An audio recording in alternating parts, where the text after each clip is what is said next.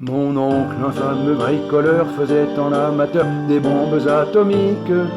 Sans avoir jamais rien appris, c'était un vrai génie, question travaux pratiques. Il s'enfermait toute la journée au fond de son atelier pour faire ses expériences. Et le soir, il rentrait chez nous et nous mettait en transe en nous racontant tout. Pour fabriquer une bombe à mes enfants, croyez-moi, c'est vraiment de la tarte. La question du détonateur se résout en un quart d'heure, c'est de celle qu'on écarte.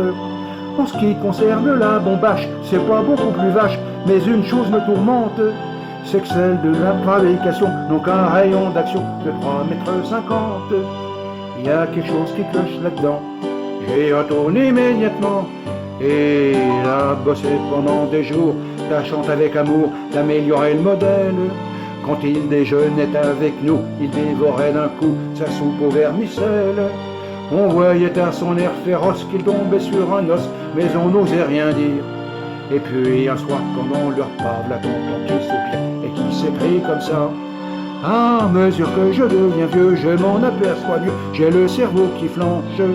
Soyons sérieux, disons deux mots, c'est même plus un cerveau, c'est comme de la sauce blanche. Voilà des mois et des années que j'essaie d'augmenter la portée de ma bombe. Et je ne me suis pas aperçu que la seule chose qui compte, c'est l'endroit où qu'elle tombe. Il y a quelque chose qui cloche là-dedans.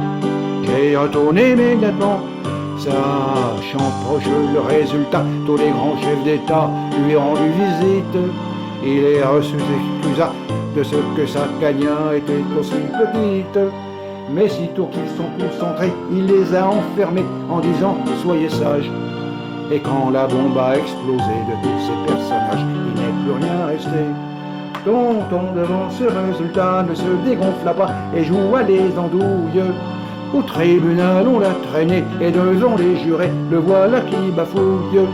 Messieurs, c'est un hasard affreux, mais je jure devant Dieu, dans mon âme et conscience, en détruisant tous ces tordus, je suis bien convaincu d'avoir servi la France. On était dans l'embarras, alors on condamna, et puis on l'amnistia. Elle payait reconnaissant et lutte immédiatement. Chef de gouvernement, pas moi,